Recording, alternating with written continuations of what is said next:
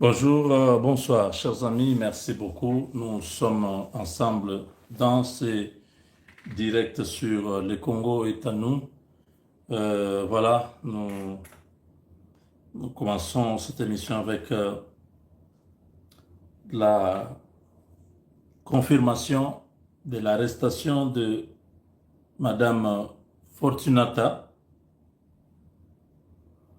Madame Fortunata Chaparone. Fortunata Chaparone, je vous ai parlé de cette dame. Je ne sais pas si vous êtes déjà en direct. Faites-moi savoir si ça passe chez vous. Tous ceux qui ne sont pas encore connectés, faites-nous le savoir.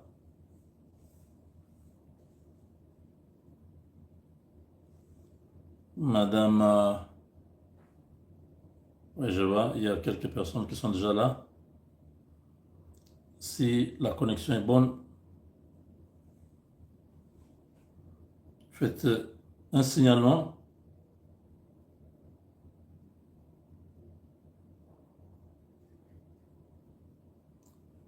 Écrivez comme ça, nous voyons. Ok, ça passe, hein? Merci. Merci beaucoup. Alors,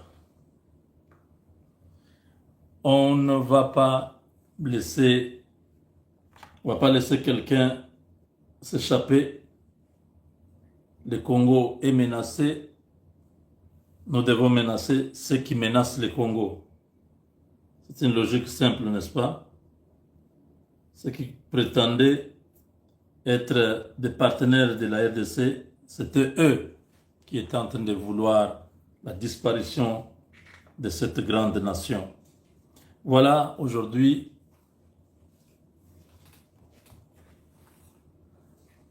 la guerre est totalement déclarée. Joseph Kabila, qui est devenu le chef rebelle, le chef des terroristes, lui-même le terroriste en chef, il sera traqué comme un rat. Il sera traqué comme une souris. Kabila va subir ce qu'il a fait subir à la RDC. Ses proches, du moins de ceux qui étaient encore à Kinshasa, sont en train de traverser une zone très incertaine. Après l'arrestation d'Arish Jaktani, Arish Jaktani qui a été arrêté et mis en résidence surveillée, aujourd'hui qui est encore entre les mains des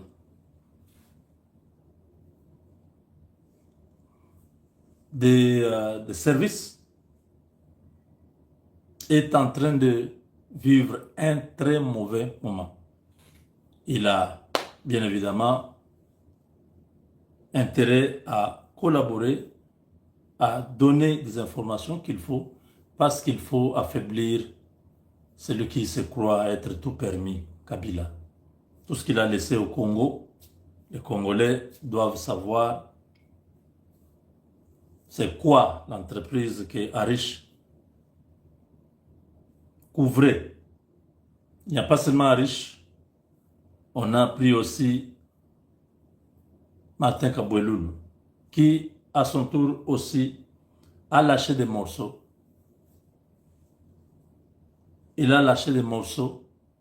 C'est plutôt, c'est lui qui a signé la plupart des contrats miniers avec les Chinois, qui aujourd'hui connaît toute la cartographie des gisements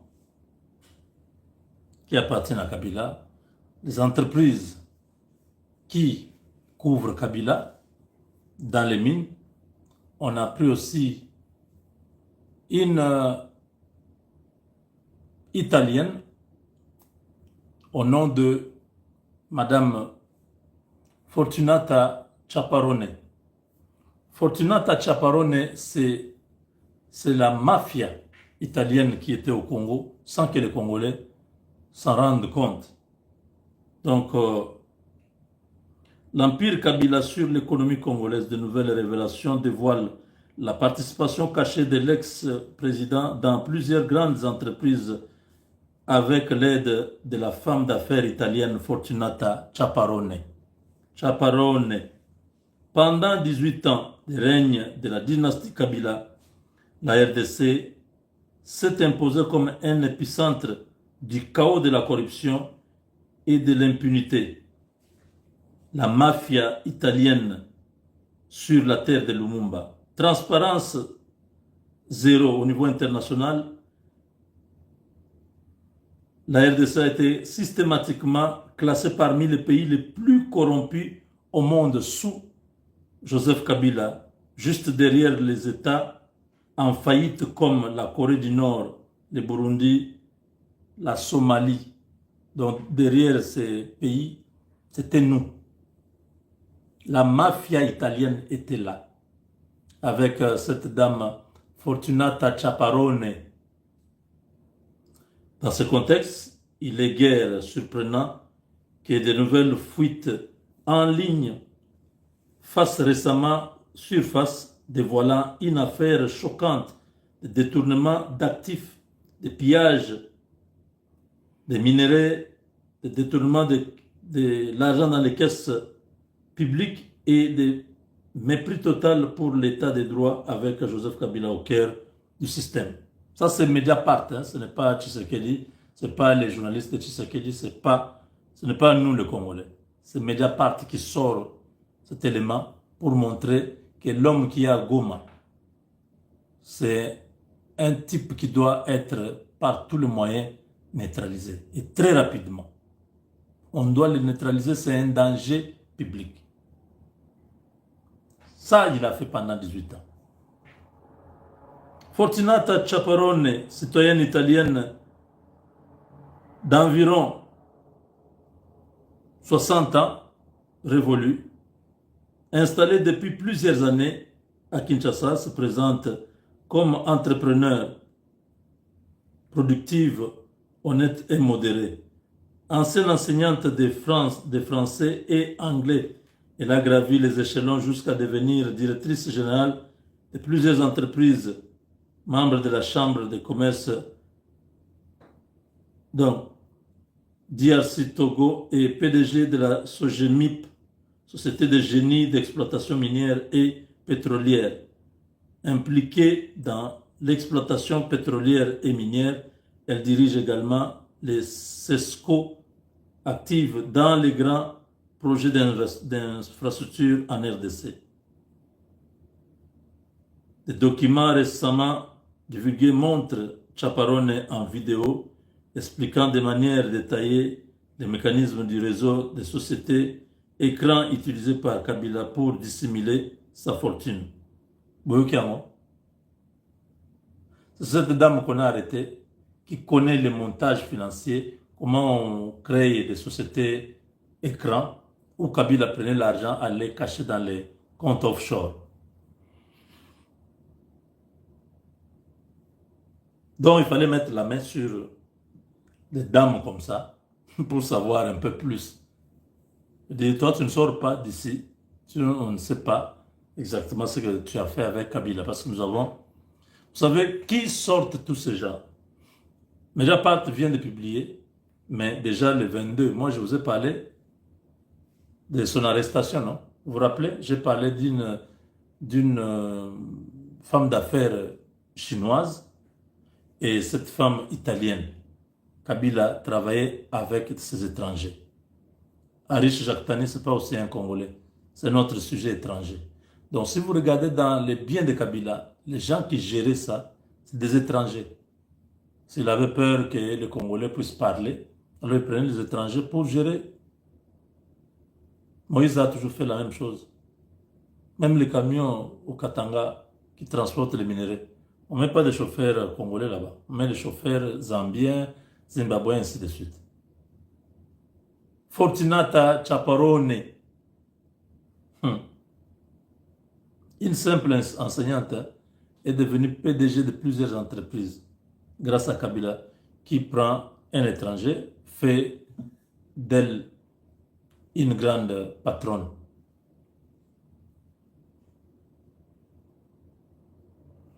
Donc voilà, Kabila a dissimulé beaucoup de ses fortunes dans ces îles paradisiaques.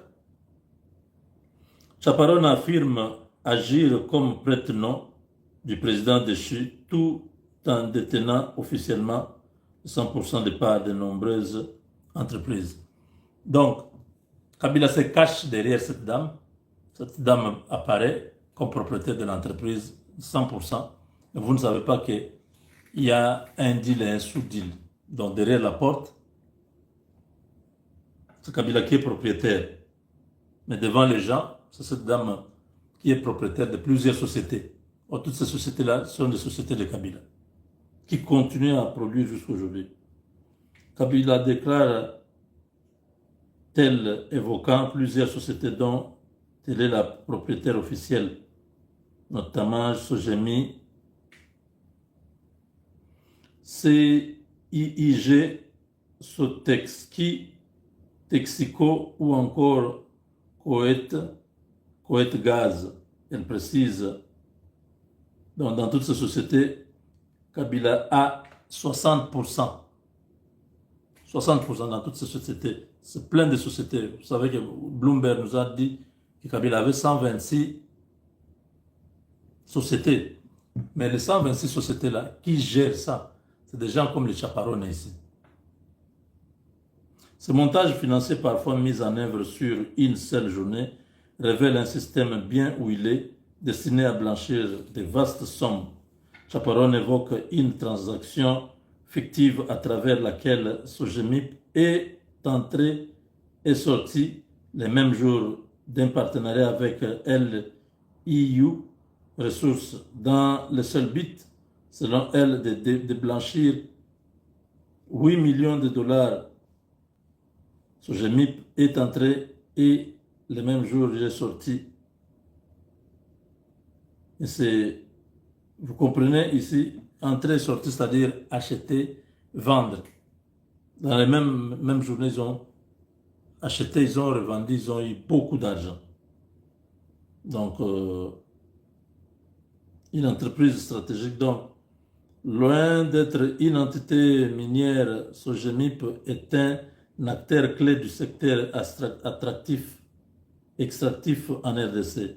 Elle détient des concessions pétrolières aux côtés de gens comme Perenco et Eni, produisant plus de 10 000 barils par jour dans les blocs Ndunda, Yemamatamba et Makanzi.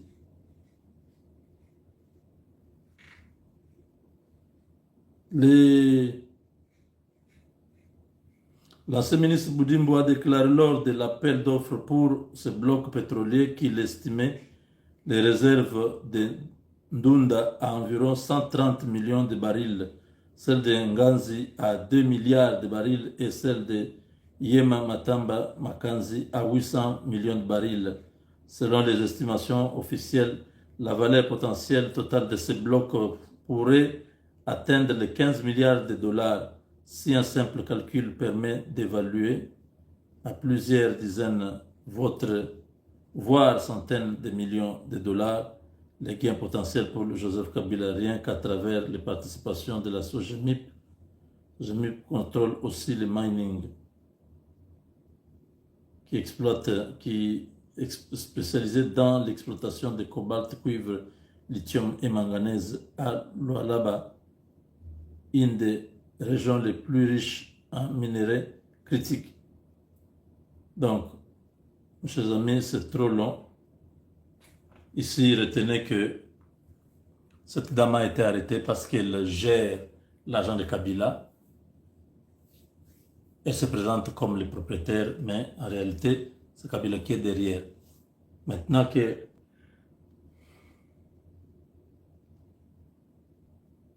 Kabila est à Goma, on ne peut pas laisser ces gens se pavaner à Kinshasa avec l'argent de la République sans que personne ne puisse s'inquiéter. C'est comme ça que elle a été arrêtée. C'était l'arrêter à cause de cette mafia. Il faut que l'État congolais sache tout ce qui s'est passé avant que ce dernier puisse être relâché. La pression là, c'est la pression américaine. Il faut nettoyer la cour avant la signature des accords. Avec Dieu, nous vaincrons. Ciao parole.